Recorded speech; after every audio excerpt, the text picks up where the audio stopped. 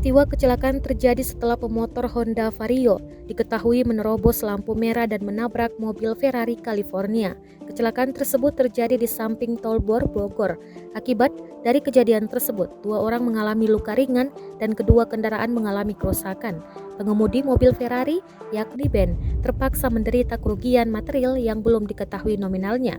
Dugaan awal kecelakaan tersebut lantaran pemotor Honda Vario menerobos lampu merah. Namun setelah diselidiki lebih lanjut, ada faktor lain penyebab kecelakaan tersebut. Ternyata pemotor Honda Vario dalam kondisi mabuk.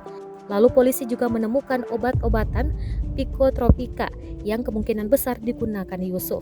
Kompol Gali Apria mengungkapkan peristiwa kecelakaan Honda Vario dan Ferrari California itu terjadi pada Minggu 2 Januari 2022 sekitar pukul 22:30 waktu Indonesia Barat.